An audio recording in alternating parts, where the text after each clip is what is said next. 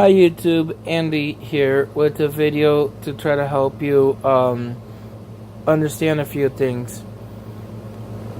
The issue I am sharing, and my dad gave a valid point, and when I was trying to relax. I have autism, just to let everyone know.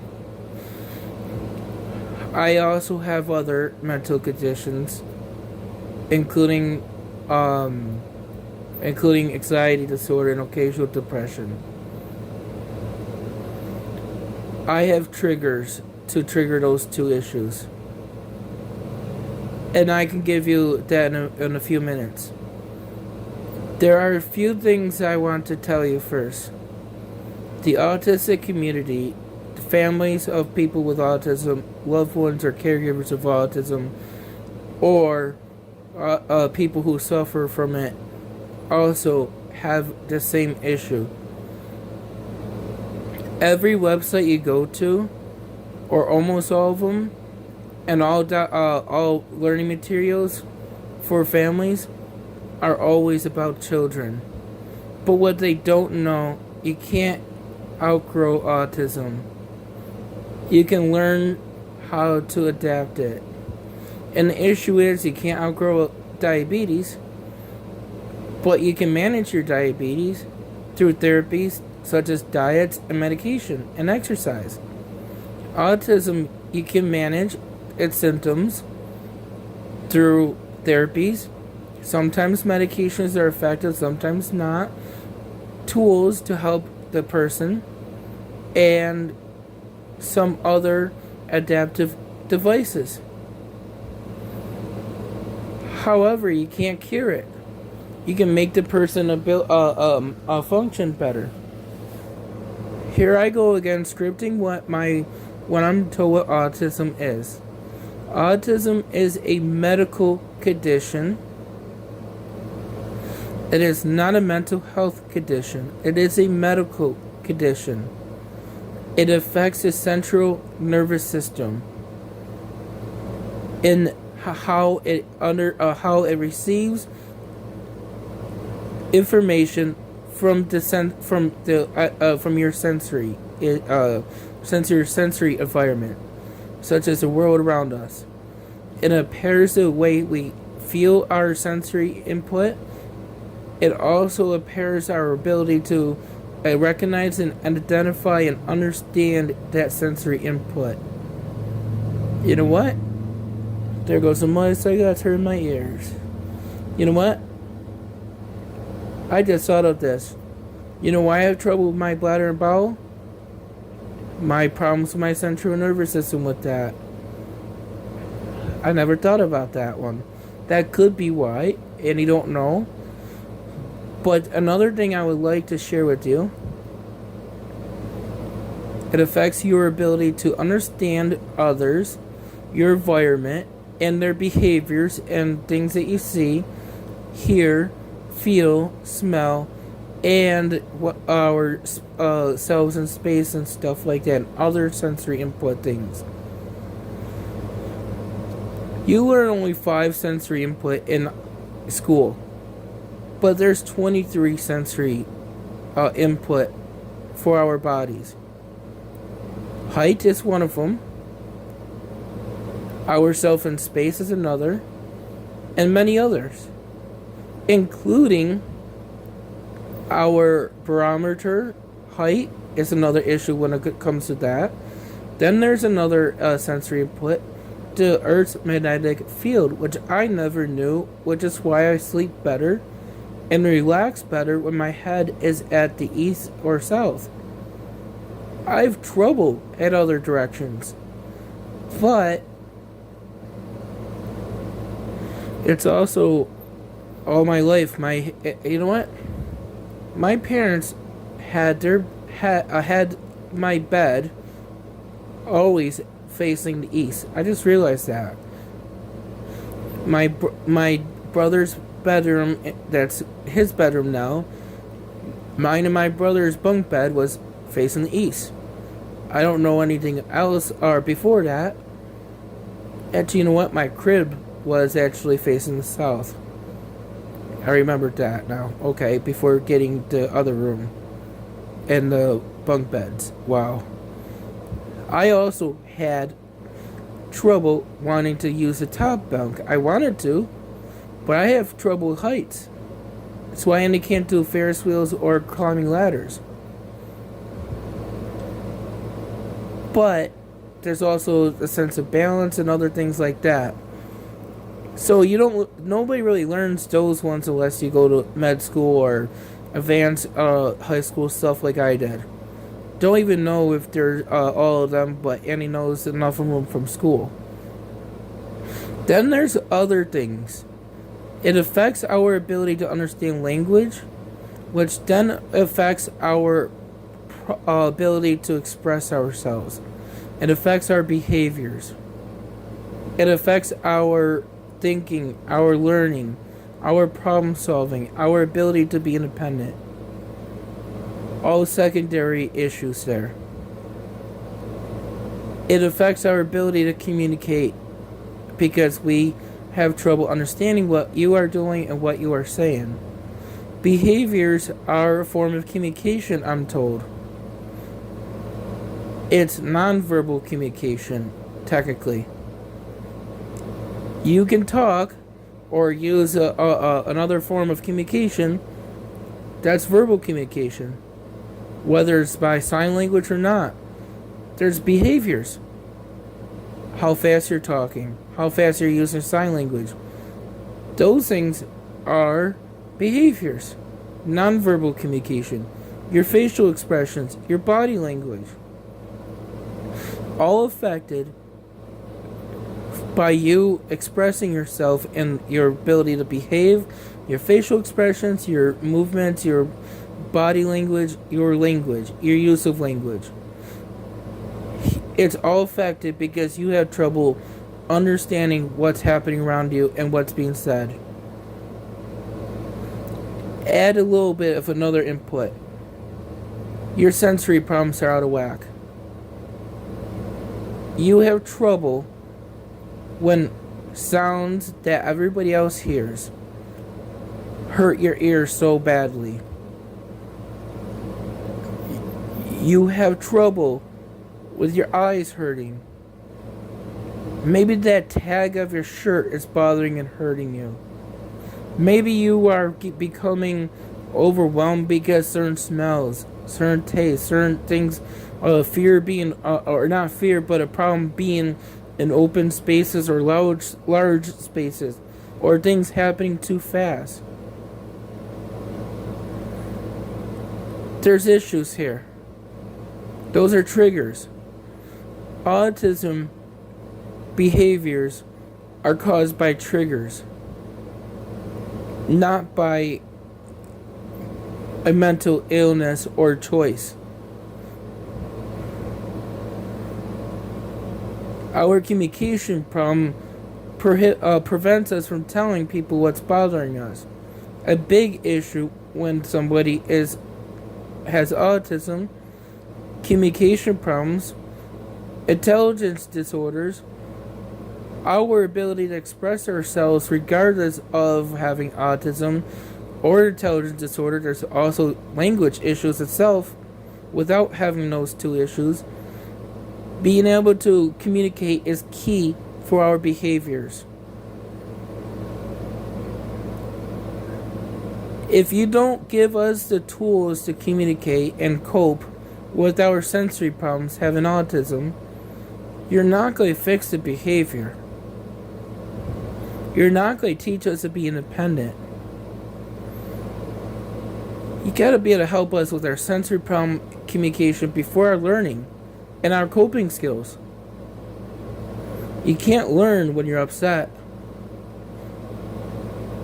You got to be relaxed. My behaviors, and I would love to tell you about the other side of things, mental illness and choice behaviors. My behaviors are not because I'm trying to be bad, be defiant, break rules, not follow what you're saying to do, being nasty, angry, abusive, threatening. I don't want to be that way. And I don't choose to be that way. If Andy chose to be that way, would be not doing those things. Would be independent. Would be shopping on my own. Walking to the laundromat on my own. Would be going to work. Helping people. However, I want to share with you what I can control. Can control. Okay, we're going to use an example that a past friend who's a developmental pediatrician. Her name was Dr. Kim, is what she wants to go by.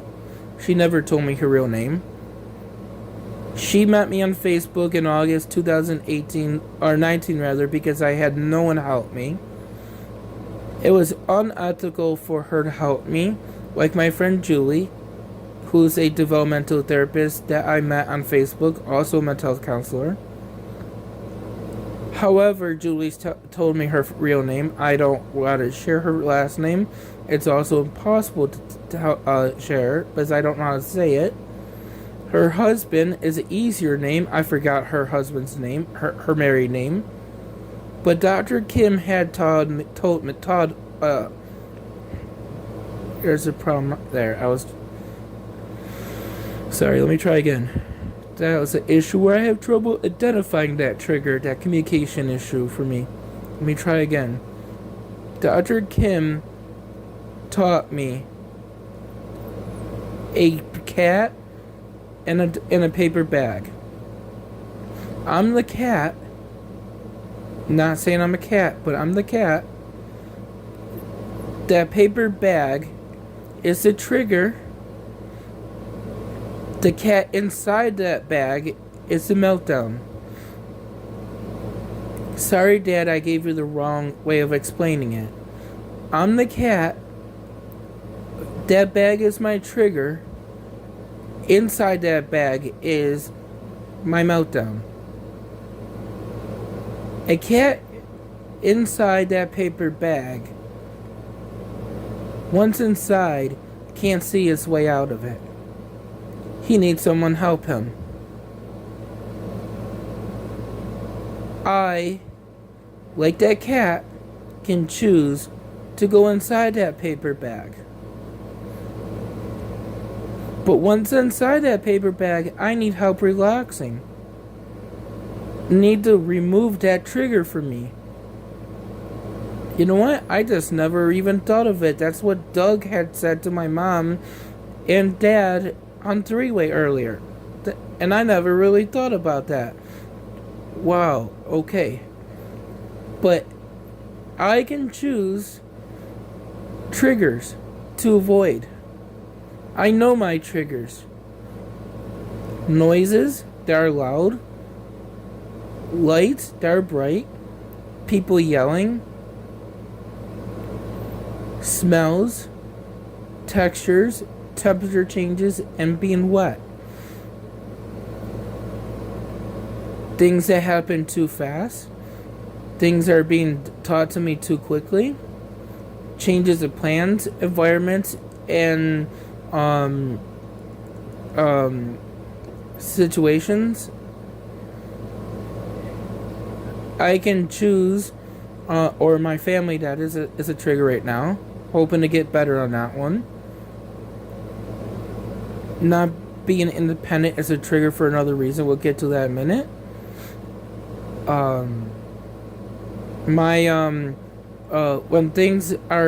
When I'm expected to do things I cannot do myself, or is too much for me to be able to do, those are triggers I struggle with, and I'm having trouble communicating them. But I have a few more, and communication, not understanding things, that's another thing. Or I get upset when I take things the wrong way. The things Andy can trigger, I can't control all triggers. I can't avoid all my triggers. Like a thunderstorm. You can't control weather. I love weather. Thunderstorms have light, bright light that hurts my eyes. It flickers too, that bothers me. And it's also loud. from the thunder. There's also sometimes wind, hail, and other sensory problems. And being wet causes me a sensory problem. So, therefore, that's something Andy can't control. I can't control motorcycles going by. Can't control other people crying or yelling. I can't control traffic. Can't control a dog barking. But I can control where I'm at safely. I can control not going into a Walmart and have someone else help me with that. Or help me go grocery shopping for me. And I can choose those things, right? However, I also gotta do what I gotta do to get food. Right? So, there's an issue there. If you expect me to go get food, that's a trigger for me. Going to get them, there are tools I can have to help me. Earmuffs, weighted vest, book bag provides pressure is another thing, a sensory thing that helps me. Provides pressure on me. My teddy bear, sunglasses, maybe my Bluetooth headphones that he could wear. Those things can help me. When communication gets hard, I could use my AAC app. I'm not there yet, being able to use that. With doing that on my own. I need your help with that. Those are things I can control. Those are things that can help me prevent a meltdown too when the trigger is there. However, I'm at the point where maybe I could put it to another way, like I don't the cat in the bag theory. I'm at the point right now, going into that bag is so fun. Now mind me, triggers are not fun for me. But a cat, to go into that bag, it's fun for them. It makes noise, they can scratch it, they get caught in there. Maybe there's a snack goes in there that they're trying to chase, or they're rolling around. But they're in there, and they're caught, and they can't get out. For me, the sensory problems in my triggers are not fun for me. They're painful, they're upsetting to me. And you don't like them. I'm at the point where I haven't learned how to identify that paper bag is not fun to be in. That cat has identified it because they're not aware of it. They're just chasing what's going in there. Or that noise to play with. So, at this point of my time, I need someone help me with my changes to plans. Andy already knows that's a trigger. However, not until after I calm down. When a loud noise is predictable or slight, Andy can do my earmuffs and sunglasses. However, I need help identifying that. Andy can identify it pretty much. I know where I can go and can't go to avoid the triggers. My ability to understand things and what people are saying and taking things the wrong way. And is not able to identify that. I'm not able to identify when I have trouble expressing myself. Having too much nothing to do is also an issue for me. But I have no other options for me right now. This I can control. So let me turn that away to a green. Spending too much time talking about what I'm struggling with can cause issues. Let me go back here. I'll do the light part and the sound part in yellow, just because that means that the yellow means Andy can do sometime, but not all the time. This one I can't do. Oh, come on. This one I'm having trouble with my hitting the wrong button. That I can do. this I can do at times, but the lights and sounds and it can do sometimes, not all the time. Not to wear this one. I'm going to choose to ignore the nothing having to do. This one's I'm aware of. Oops.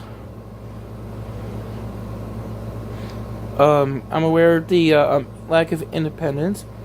Not. I hate the edge screen because you hit the curve in my screen, and it goes bonkers sometimes. So that's why it's doing that. So that one I'm not aware of. That one I'm not aware of. And that one, Andy wants to be around my family, but that one's more of my wanting to be around my family rather than me knowing it's not a good idea. So there's that. So right now I need my whoever I'm with to be able to identify my triggers, to know what my triggers are.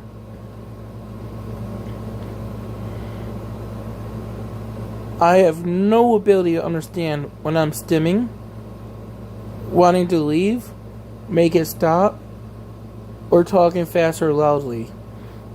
I need you to help me identify my warning signs. I'm at the point right now in my learning of these things to only have these cards that I have here that my friend Dr. Kim helped me create. These cards are from are modified, and I'll get to that in 1 second. So those cards are basically the coping skills that my developmental therapist that was helping me in Erie County Holding Center. These are the coping skills that she helped me with. And this is the only one that helped me. They had all other kinds of picture steps, but they weren't. And this is what I don't know, but my friend Dr. Kim had said these are. The reason why it works is because they're structured, they're routine, they're step by step. The other ones are just a freedom of choice of things. And this one breaks down step by step of the task. Maybe that's why my friend Julie said I do best with my tasks of my daily tasks broken down into steps.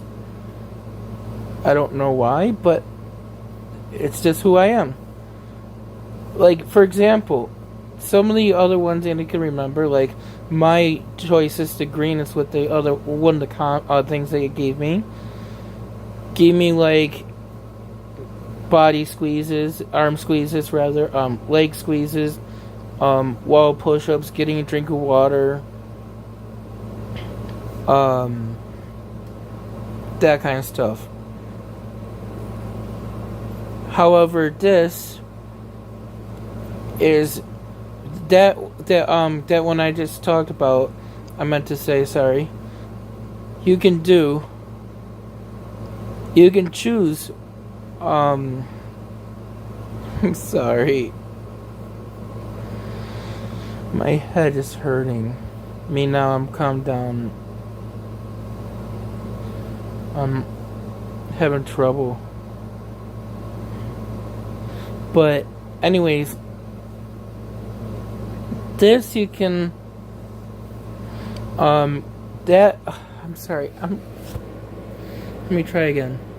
The one before, and you had to choose what one you do.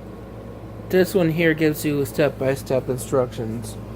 That's why my friend Julie had said that this one works and the other ones don't.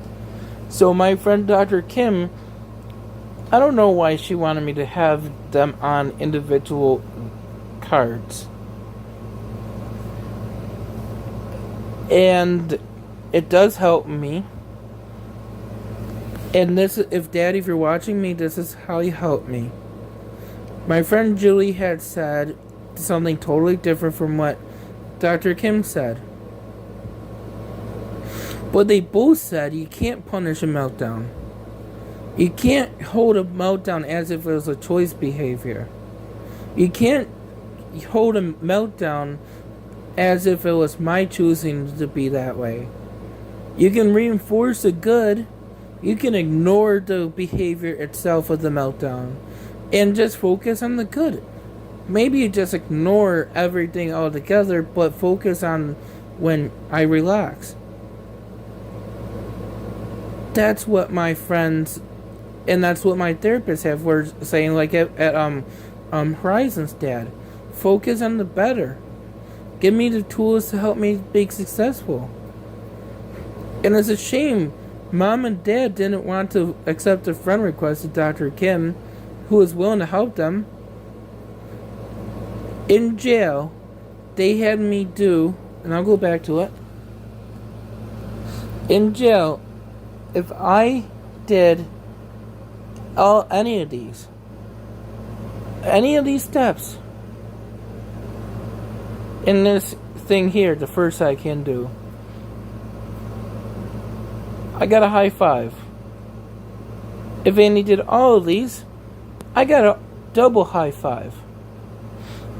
If Andy did not do these, but needed to use this chart, or I'm sorry, if I need to look at this chart and Andy did one, I got a high five. If Andy did all of them with looking at this chart, I got a high five. Did all of these without looking at this chart, and he got a double high five. And a praise. Good job. If they needed to remind me to do one of these, I got a pat on the back. Sheriffs don't do that. Sheriffs are not supposed to do that, or the correction officers, whatever you want to call them. In the Erie County Holding Center, they were sheriffs. Because they're there to keep order. However, they worked on with me with these. They had people who worked in group homes, or people who had family members with autism. But what they didn't do, a lot of times they end up telling me to do this. Maybe because it was such a stressful environment? I don't know. Dr. Kim never told me to have my mom and dad do let me try first but keep me safe at all costs. Julie told me have your family or somebody know your coping skills to keep you safe at all costs. Let you try to do these on your own. If I don't carry this book, and this is why Andy has that arm strap, so I could put it around my wrist. And they got those cards to help me communicate when I need it, when I don't have my tablet. If I don't have those cards, here's the thing. And they don't know what this is called, but I'm just going to let you know. Let me try first. Keep me safe at all costs. If you feel Andy's is calm enough, maybe you're just going to tell me, let me handle it myself. Maybe give me some space. See what happens. If I'm de-escalating real quick and it just become a threat to myself or others, maybe won't ask me. You'll go to another step. So at this point, Andy may be able to understand your request. And this is step one. Let me try to fail first. If I don't do this, go to step two. Step two has two conditions. I don't have my cards. You're going to ask,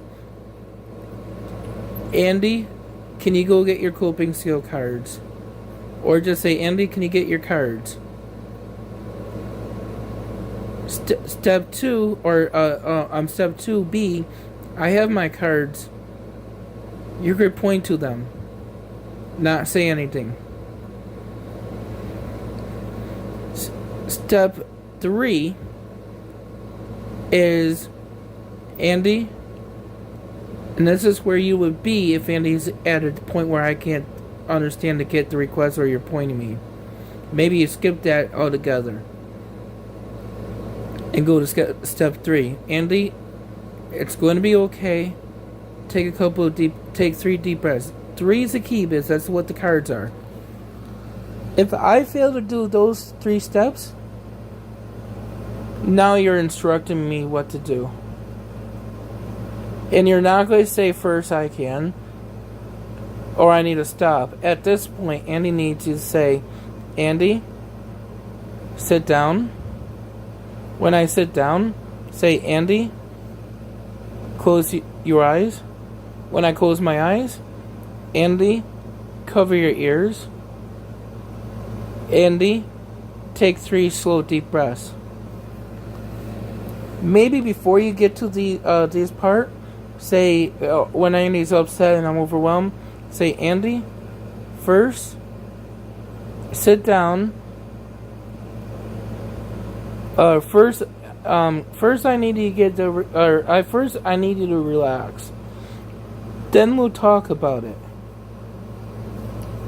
I need you to sit down,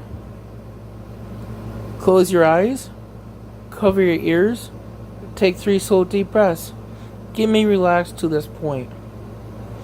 By this point, Andy's already trying to be relaxed, right? Maybe I need a few more steps to relax. Offer me my sensory choices.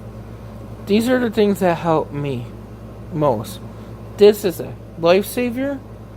This is a lifesaver. This helps. This is when helps me a lot when it's causing with loud noises. There are other sensory things that help me too. My weighted blanket and my weighted vest. Get me to calm down first before offering these choices to me.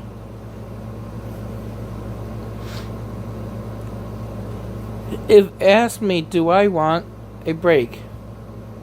By asking me, do you want a break, will help me be independent in choosing if Andy wants a break at this point. By being independent, knowing I need a break can prevent the next issue. If I say no, I don't want a break, at that point, ask me questions about the weather. Further bring me down to relaxing. Keep distracting me about questions about the weather. Ask me when is the next time it's going to rain? What's the weather going to be like tomorrow? When is it going? What causes thunderstorms? What causes tornadoes? Oh, Andy, we're having a very record-breaking hurricane season. Why is that? Ask me those questions to help me relax, knowing that's my interest. After getting me relaxed, ask me or say to me, I think it's best that you take a nap. Because he gave me the rest that I needed to break. He distracted me. And the next step is, then I can take a nap. This helps me way more than this here. And it takes a walk. It just makes me more tireder and we're back to square one. So taking that nap helps me. After the nap, finally I can say I'm ready to go or I need help. But if you can't, after you distract me or ask me, do you want the nap? And I say no to the nap or the break rather. Ask me questions about the weather, then instruct me to take a nap. After the nap, tell me, after an hour nap, we'll talk about what happened or what you wanted to say or what was going on. Don't use my behaviors as a punishment. And the issue is, my behaviors can very easily be considered one of these. I have trouble understanding things. You tell me no, and you don't understand why you're saying no, or what's happening that you're saying no. It's not I'm trying to get away with it or trying to say get upset because I'm not getting my way, and he's not understanding it. So is there a demand that I'm trying to get at? These cards here were given to me by my friend Dr. Kim off of Printess, by the way. Just to let you know. I showed this one to Julie, and she said she helped me identify it. Demand doesn't have to be getting what you want. It could be not understanding what you are, why you can't get why you can't get that, which has no demand. It is you're not understanding it. Not understanding doesn't mean a demand. How can I word it how she said it? Because I was overwhelmed that day. A demand is when you want something. That toy, that car, going out to play instead of doing your homework. Those are your demands. If Andy doesn't understand why I can't go play and then do my homework later,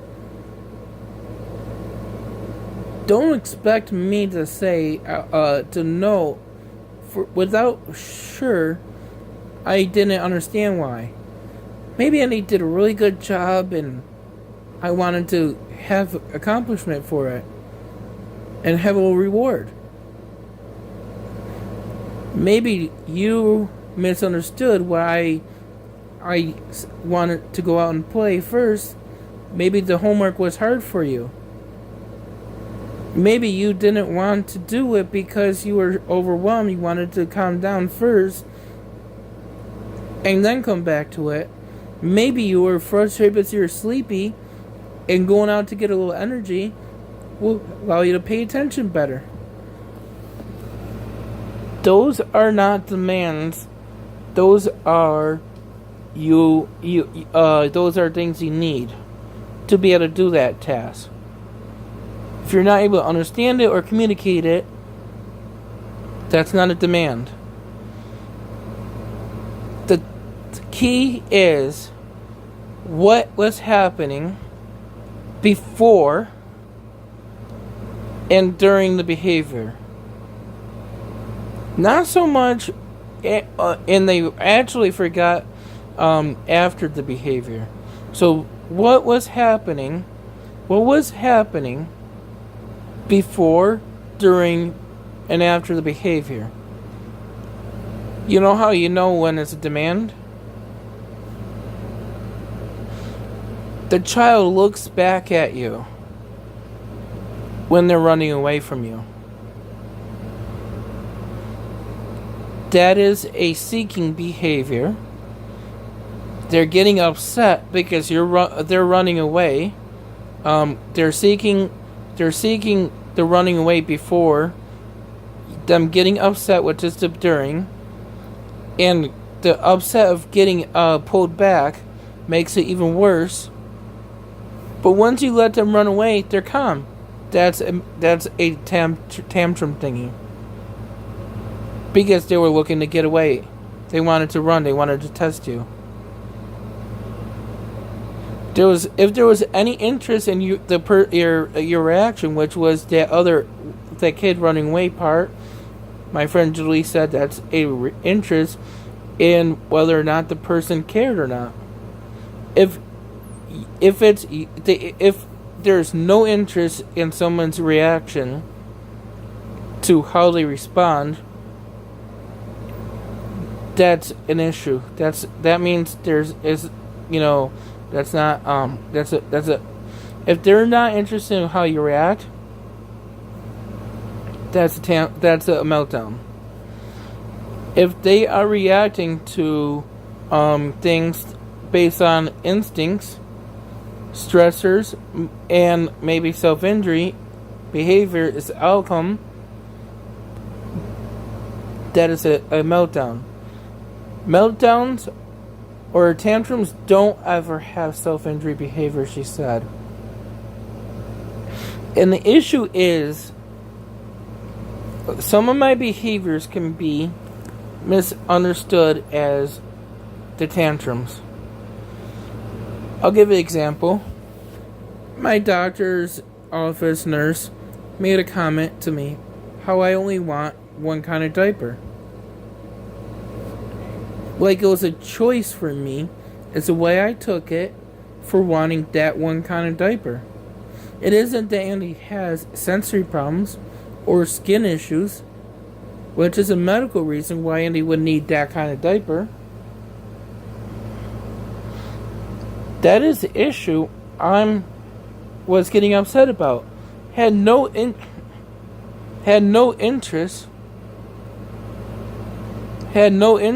in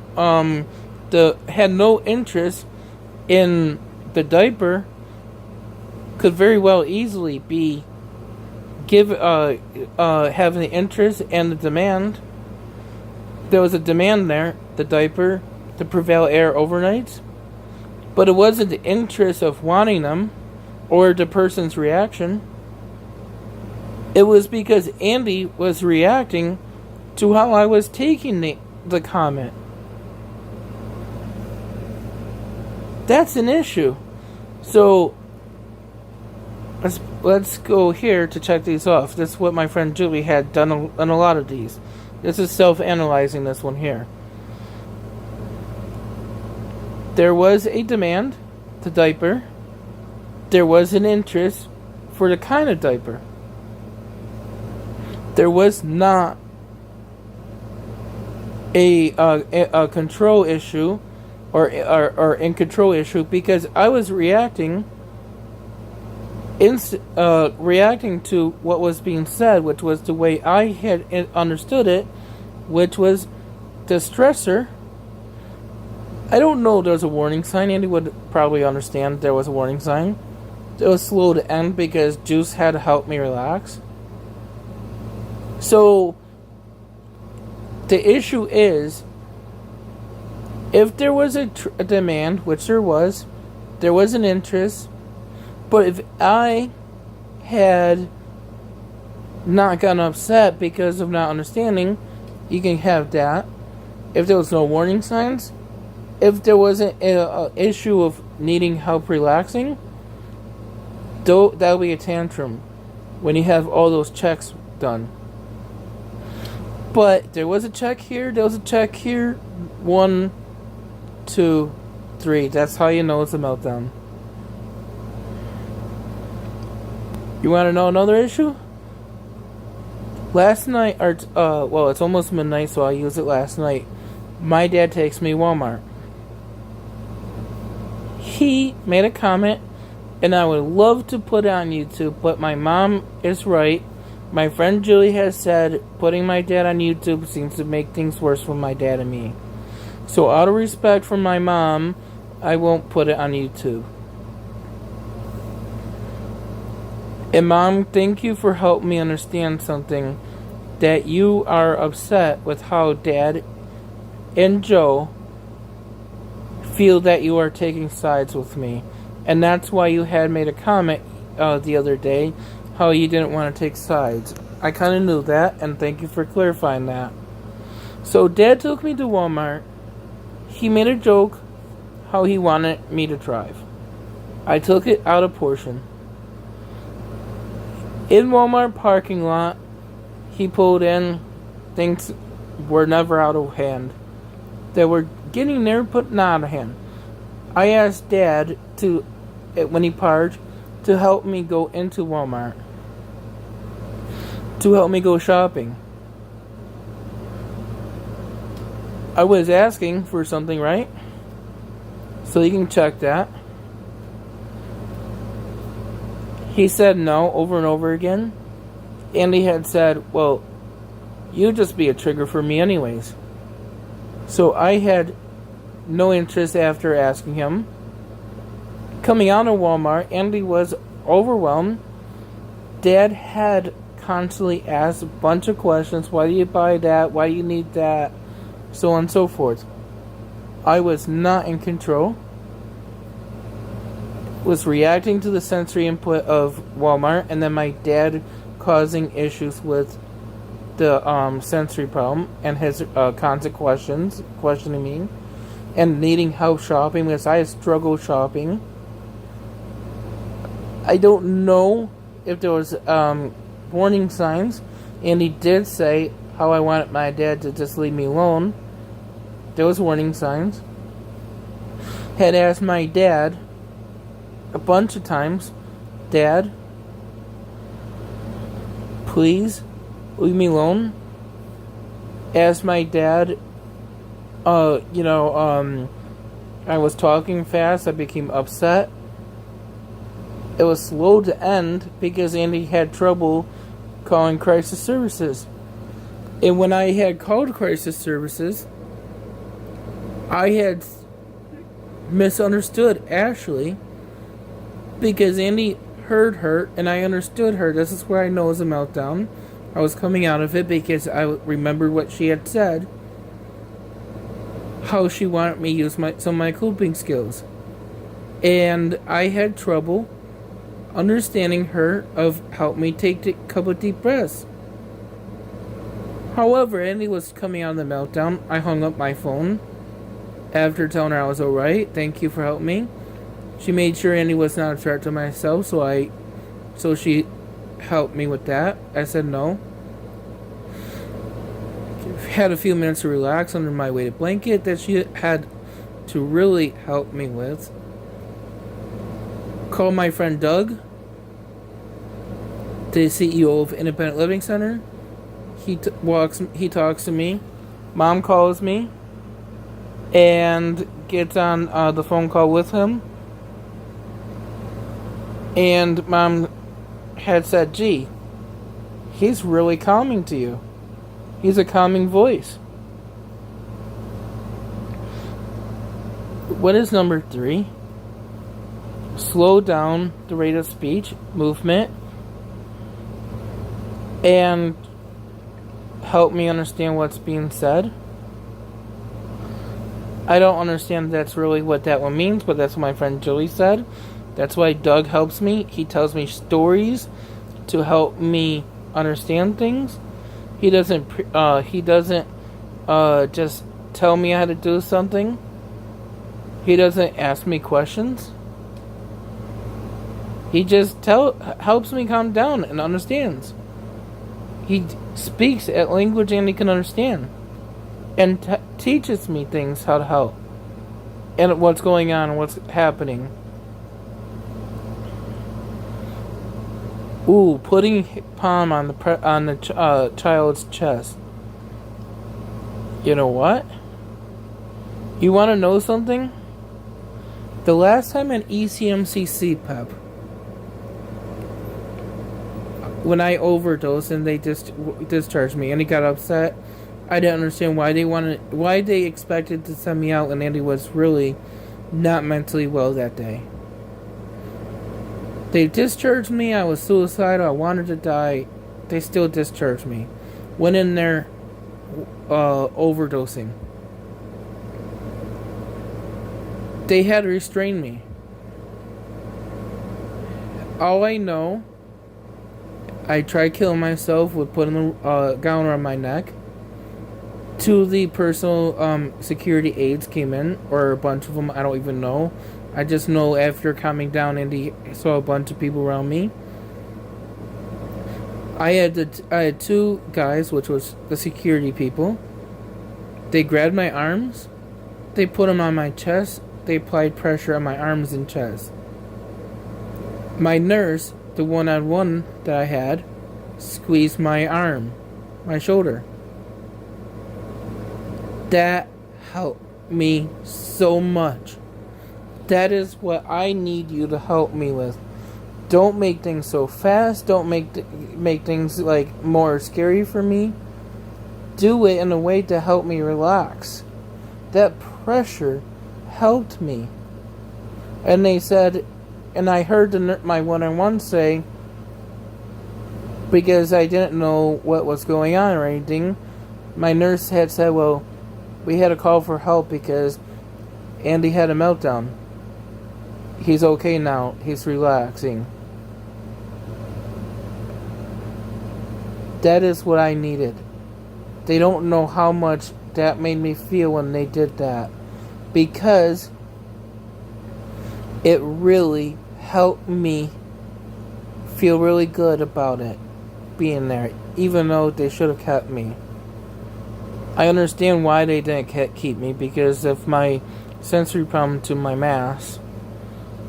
Plus, they felt it was not really the best outcome for me, but it's my sensory problems. But that really helped me, and I really thank them for it, and made sure they know about it. So,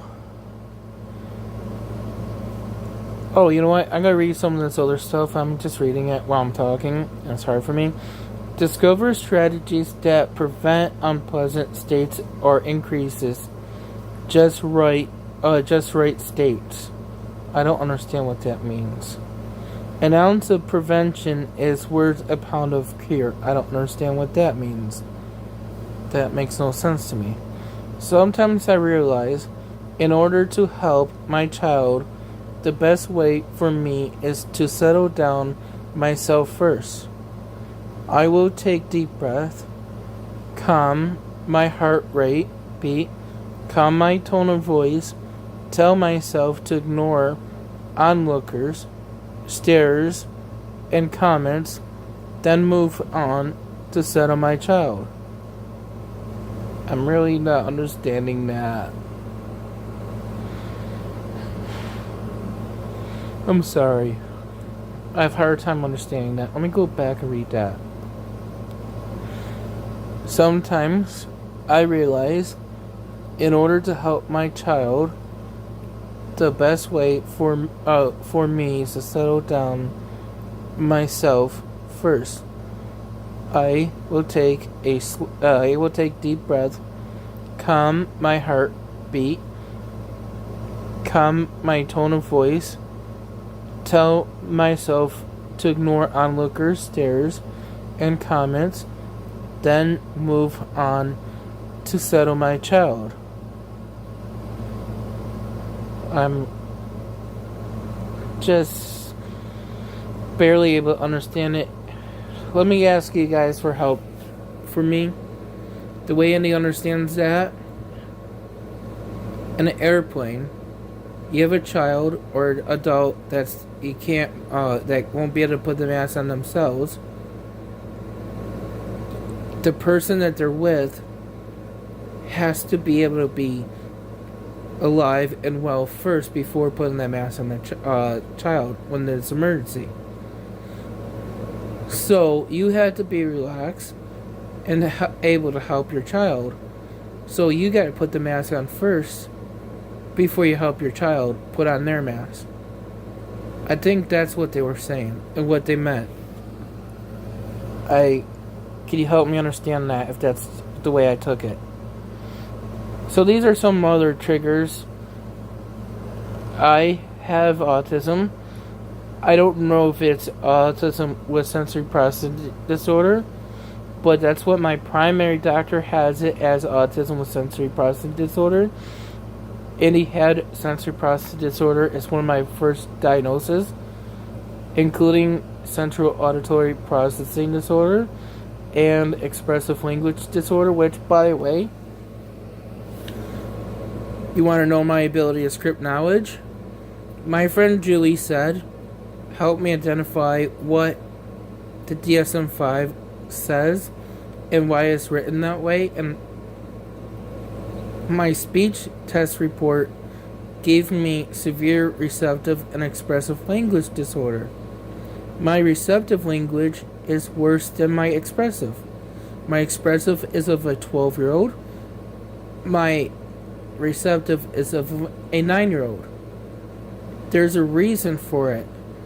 If not understanding, having central auditory processing disorder, which is also one of the diagnoses that I had, they treated me before when I was younger. They also had it as a diagnosis on there. It's also in my school record. That speech assessment was done in July of 2019. If not mistaken, the receptive language disorder is better explained by another medical condition, central auditory processing disorder. So therefore, my expressive language disorder would still be there if there was the auditory processing disorder and not the autism. If there was autism, I would think I already know the auditory processing disorder is no longer there. The language disorder is no longer being used because both of them are better explained by my autism, if not mistaken. However, I don't know if they'll be separate or not, like the sensory processing disorder is. Let me get back to you what I had emailed my primary doctor on. I know my autism is primary. Know my ADHD is the top diagnosis with my autism.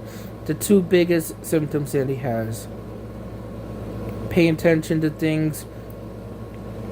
Gotta keep moving and keep him busy. And impulse control. That's my ADHD.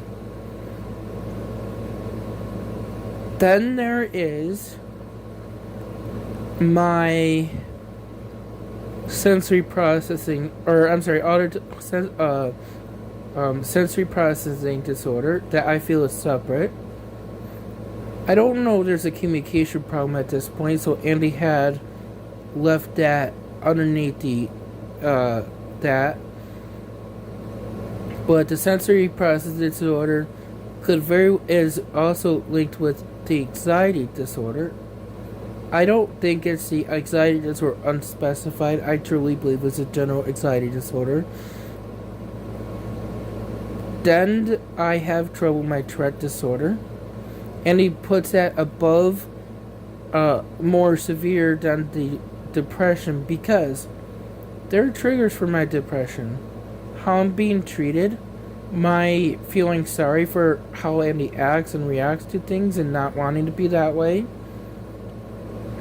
How people misunderstand me as being defiant, controlling, abusive, when Andy's really not understanding what's being asked or going on. And not being able to be independent. Then underneath that, I question OCD because I cannot adapt to change. Need a routine, need sameness, have a hard time with that. Put a question mark because Andy don't know that's also past diagnosis multiple times. However, I feel right now about this autism thing. I understand autism. There are people who need a lot of help, minimum help, and help going shopping and doing things in the community. I don't care about having help to be independent to do those things, or being independent in my own living environment. I'm accepting help, wanting help.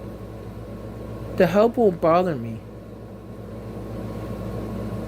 But not having that help is upsetting me. Would I like to do it myself? Be able to be 100% independent? Yeah. Andy wants to be independent. I don't want help.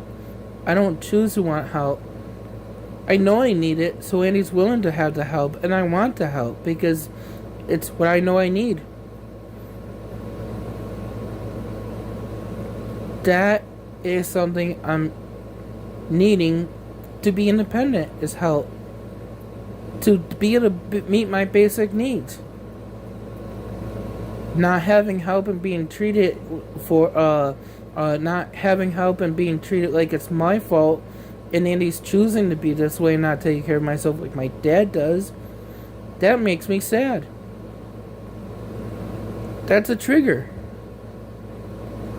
I can eliminate the depression completely by having positive supports, people helping me do things, and teaching me, and not being afraid of my sensory problem or behavior issues.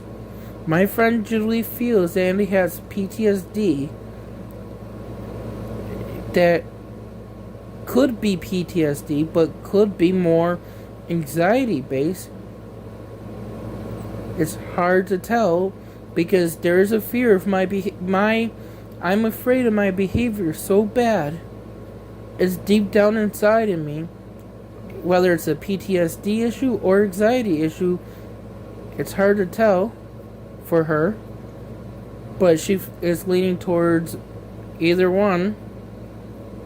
But it upsets me. And you don't want to be bad. I want to be nice. Understanding what you're saying. I want to be good. Follow what you say. Listen to you. Not be threatening or yelling at you or angry. But I'm not able to because I'm not understanding things. Why you're saying it that way. Why I can't get help. Why Andy has sensory problems and can't be independent.